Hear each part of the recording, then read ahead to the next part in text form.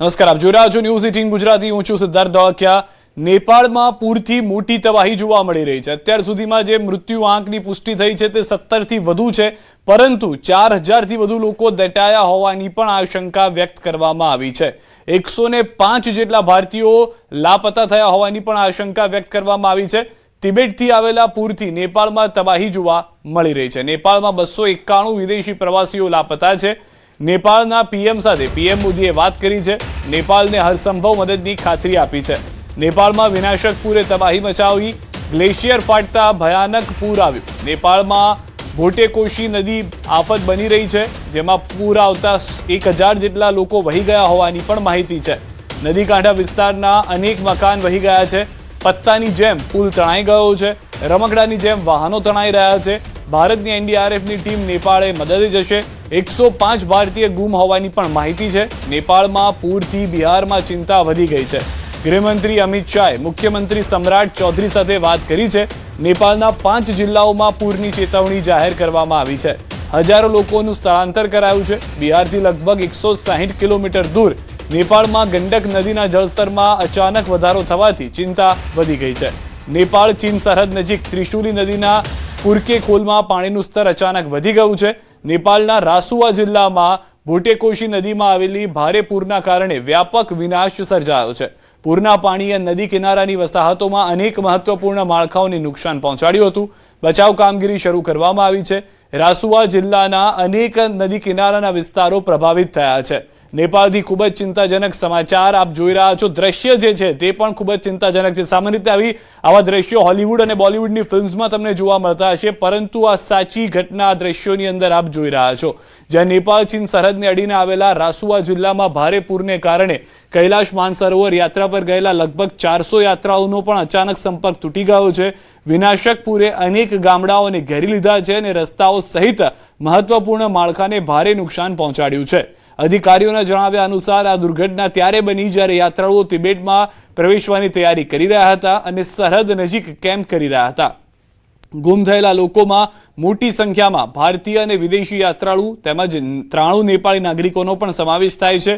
પૂરને કારણે સંદેશા વ્યવહાર અને માર્ગ જોડાણમાં ભારે વિક્ષેપ પડ્યો છે, જેના કારણે બચાવ અને રાહત કામગીરીમાં નોંધપાત્ર પડકારો ઊભા થયા છે. જોકે સ્થાનિક અધિકારીઓ અને ટ્રાવેલ એજન્સીઓની મદદથી સ્થળને ટ્રેક કરવા અને તમામ યાત્રાળુઓના સુરક્ષિત પરત ફરવાની ખાતરી માટેના પ્રયાસો વધુ તીવ્ર બનાવવામાં આવ્યા છે. નેપાળમાં મુશળધાર વરસાદને કારણે આવેલા વિનાશક પૂર અને આપત્તિની સ્થિતિને ધ્યાનમાં રાખીને સલામતીના કારણોસર દેશના ઘણા મુખ્ય હાઈવે સંપૂર્ણ બંધ કરી દેવામાં આવ્યા છે. નેપાળ પોલીસ અને સ્થાનિક અધિકારીઓએ મુસાફરોને પાણીના સ્તરમાં વધારો અને ભૂસ્ખલનના જોખમને ધ્યાનમાં રાખીને આ અસરગ્રસ્ત માર્ગો ટાળવાની કડક સલાહ આપી છે. ટ્રાફિક માટે બંધ કરાયેલા મુખ્ય માર્ગોમાં કાઠમાંડુ નાગદુંગા માર્ગ, નાગદુંગા ધાડિંગ માર્ગ, ગલચી ત્રિશુલી માર્ગ, ધાડિંગ મુગલિંગ માર્ગ, મુગલિંગ નારાયણઘાટ માર્ગ અને નારાયણી પુલનો સમાવેશ થાય છે. રસ્તાઓ પર કાટમાળ જમા થવાને કારણે અને નદીઓ છલકાઈ જવાને કારણે કોઈ પણ મોટા અકસ્માતોને રોકવા માટે આ તમામ મુખ્ય માર્ગો પર વાહનોની અવરજવર બંધ કરવામાં આવી છે. વહીવટીતંત્રનું કહેવું છે કે પરિસ્થિતિ સામાન્ય થયા પછી અને રસ્તાઓ સાફ થયા પછી જ આ હાઈવે પર ટ્રાફિક ફરી શરૂ થશે. ભોટેકોશી નદીના પૂરમાં નુવાકોટના બેટાવતીથી રસુઆગઢી સરહદ સુધીનો 42 કિલોમીટરનો રસ્તો ધોવાઈ ગયો છે. માર્ગ વિભાગના જણાવ્યા અનુસાર પૂરના કારણે ઘણી જગ્યાએ રસ્તાઓ નાશ પામ્યા છે અને અનેક કોન્ક્રીટ પુલ પણ ધોવાઈ ગયા છે. સરકારે ભારે પૂરથી પ્રભાવિત રાસુઆ વિસ્તારમાં રાહત અને બચાવ કામગીરી માટે 12 હેલિકોપ્ટર તૈનાત કર્યા છે. પૂરગ્રસ્ત લોકોને સહાય પૂરી પાડવા માટે નેપાળ સેનાના 4 હેલિકોપ્ટર અને 8 ખાનગી ક્ષેત્રના હેલિકોપ્ટરોનો પણ ઉપયોગ કરવામાં આવી રહ્યો છે. તેવી જ રીતે નેપાળ સેનાના 2 બચાવ હેલિકોપ્ટર અને તબીબી કર્મચારીઓ સહિત 3 હેલિકોપ્ટરની ટીમને નુવાકોટ અને રાસુઆ મોકલવામાં આવી રહ્યા છે.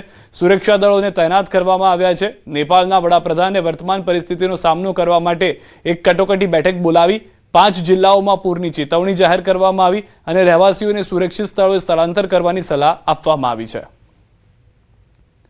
તો હાલમાં જે દ્રશ્યો આપ જોઈ રહ્યા છો, નેપાળની અંદર ભયાનક પરિસ્થિતિનું નિર્માણ થયું છે. આજે સવારથી અચાનક નદીના જળસ્તરમાં વધારો આવવાની શરૂઆત થઈ અને ત્યારબાદ જે તબાહી છે ત્યાં નેપાળમાં પૂરનું તાંડવ જે છે તે સ્પષ્ટ કરી રહ્યું છે. પૂરથી તબાહીના દ્રશ્યો આપ જુઓ. પૂરમાં આખા પુલ તણાઈ ગયા છે. જ્યાં આગળથી સામાન્ય પાણી પસાર થતું હોવું જોઈએ એ આખા પુલને તણાઈને લઈ જાય છે તેટલું પાણીનો પ્રવાહ છે. આપણે સામાન્ય પણ સમજીને ચાલીએ કે નદીથી પુલ કેટલો ઊંચો હોય, 30 થી 40 ફૂટ, કે જ્યાં આગળ જળસ્તર ન પહોંચે, પરંતુ અહીંયા તો એનાથી પણ ઉપરથી પાણી પસાર થવાને કારણે પાણીના પ્રભાવ એટલો વધારે હતો, વહેણ એટલા વધારે હતા કે આખા પુલને તે પોતાની સાથે લઈને જતો રહે છે.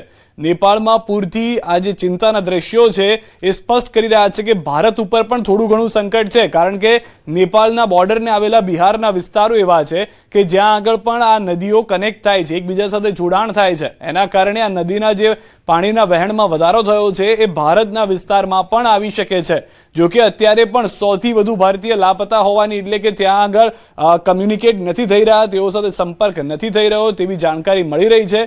કેટલાક ભારતીયો કૈલાશ માનસરોવર દર્શન માટે ગયા હતા, તેઓનો પણ સંપર્ક તૂટી ગયો છે. કેટલાક નેપાળની અંદર અલગ અલગ જગ્યાએ દર્શન માટે ગયા હતા, તેઓનો પણ સંપર્ક નથી થઈ રહ્યો. અને આ દ્રશ્ય જેની આપણે વાત કરતા હતા કે પાણીનું સ્તર એટલા ઉપર આવી ગયું, વહેણની તીવ્રતા એટલી ઉપર હતી કે આખો જે બ્રિજ હતો તે તણાઈને જતો રહે છે. ન ફક્ત તેટલું, હવે ત્યાં આગળ ઉપસ્થિત જે ઘર મકાન છે તે પણ તેની સાથે તણાયેલા જોવા મળી રહ્યા છે.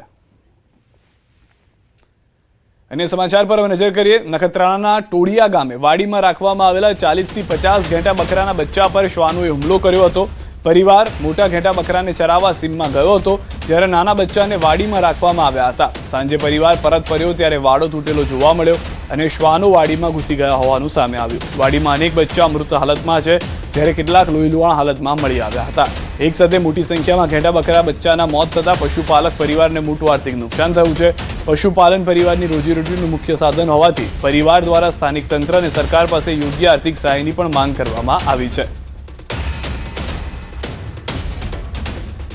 વડોદરાના સાવલીમાં ન્યૂઝ 18ના અહેવાલ બાદ તંત્ર હરકતમાં આવ્યું છે. મંદિરના શેડ નીચે બાળકો ભણતા હોવાના મામલે શાળાનું મકાન ન હોવાથી બાળકોને મુશ્કેલી પડતી હતી. તંત્રની ટીમે ઘટનાસ્થળની મુલાકાત લીધી, બાળકોની નજીકની શાળામાં ખસેડવાની તૈયારી આપી છે.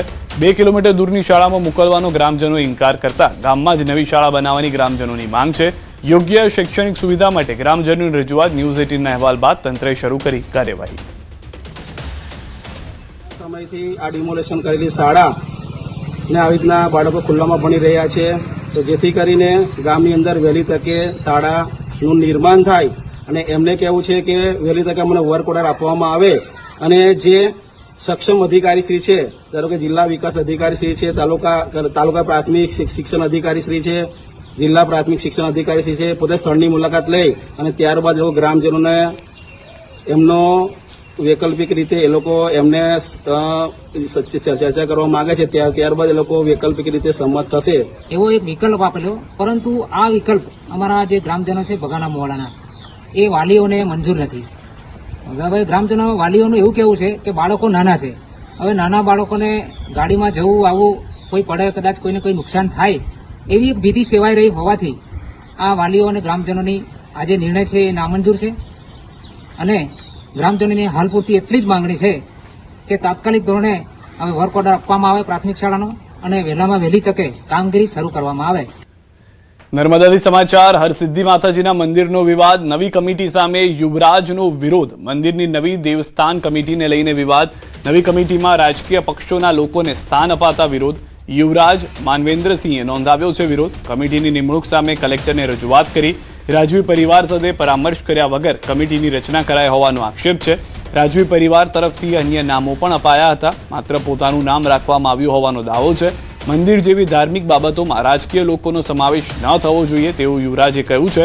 રાજવી પરિવારના અન્ય વંશજોને કમિટીમાં સ્થાન ન મળતા અન્યાય થયો હોવાનો આક્ષેપ. છેલ્લા 25 વર્ષથી મંદિરના આર્થિક વ્યવહારોનું ઓડિટ ન થયું હોવાનું પણ સવાલ. નવી કમિટીની નિમણૂક અને આક્ષેપોને લઈને જિલ્લા તંત્ર શું કાર્યવાહી કરે છે તેના પર નજર. ટ્રસ્ટી મંડળ લેવામાં આવ્યું ત્યારે રાજવી પરિવારનું કોઈ પણ જાતનું સલાહ સૂચન નહીં કરવામાં આવ્યું. એના વગર ટ્રસ્ટી મંડળની નિમણૂક થઈ છે એ પણ અમે રજૂઆત કરવા આવ્યા છે કે હાલની જે મંડળ જે નિયુક્ત થઈ છે એ અત્યારે જ્યાં સુધી કે આ વાત અમે એનું ખુલાસો ના લાવીએ, જ્યાં સુધી કે અમને આનું કંઈક સોલ્યુશન ના લાવે ત્યાં સુધી એ મંડળને નહીં લેવામાં આવે. અને અમે જે રજૂઆત શરૂઆતમાં કરી હતી એ ટ્રસ્ટી આમાં લેવામાં આવે એવી અમારી રજૂઆત છે. સુરતના માંડવીના ગોદાવાડી ગામમાં નિધિ પટેલની હત્યા અને લૂંટની ઘટનાથી ચકચાર મચી ગઈ છે. દીકરીના હત્યારાઓ ઝડપાય નહીં ત્યાં સુધી અંતિમ સંસ્કાર નહીં કરવાની પરિવારજનોએ મક્કમતા દર્શાવી છે. પ્રાથમિક માહિતી મુજબ ઘરમાં એકલી નિધિની હત્યા કરી આરોપીઓ અંદાજે 2.5 લાખ રૂપિયાના દાગીના, રોકડ અને મોબાઈલ લઈ ફરાર થઈ ગયા હતા. ઘટનાને પગલે ગામમાં ભયનો માહોલ છે, જ્યારે પોલીસની મોટી ટીમ આરોપીઓ સુધી પહોંચવા માટે તપાસમાં લાગી છે. પછી નિધિની મમ્મી પાસે ગયા બેટરી લઈને, ત્યારે પછી અહીંયા ખૂણામાં પૂરીને તો લાખી ગયેલા હતા. હાર બાંધીલા, મોડું બધું, પહેલી દોરી બાંધેલી હતી, દોરી બાંધીને પાછી ઉપર કોથળી બાંધીને પછી દોરી બાંધી, પાછી કોથળી બાંધીને પાછી 3 કોથળીને 3 દોરી ને એક મેઇન દોરીનો, એટલે 4 વાર તો એ જ બાંધ્યા એને. ગામમાં અત્યારે બહુ ભયનો માહોલ છે. છોકરાઓ રાતે તો ખરું પણ દિવસે પણ બહાર નીકળવા ભાગી બી છે. ને અમારી માંગ એવી છે કે વહેલી તકે પોલીસ આ જે કંઈ ઘટના બની છે એને ન્યાય આપવાની કોશિશ કરે. એફએસએલની મદદ લીધી છે, ડોગ સ્કોડ, ફિંગરપ્રિન્ટ તમામ મદદ લીધી છે અને એમના માતા પિતાને નજીકના સગા છે એમની પાસેથી વધુમાં વધુ માહિતી મેળવી અને આ બનાવને અંજામ આપનાર કોણ છે એ આરોપી સુધી પહોંચવાના અમે પ્રયત્ન કરી રહ્યા છીએ. જે કંઈ પુરાવા છે એ સાયન્ટિફિક ઢબે મેળવવાના ચાલુ છે. અમારી ટીમો જે છે એ અલગ અલગ રીતે હ્યુમન રિસોર્સિસ અને ટેકનિકલ ઇન્ટેલિજન્સના આધારે કામ કરી રહી છે. અમદાવાદમાં સાયબર ક્રાઇમ સામે લડત વધુ મજબૂત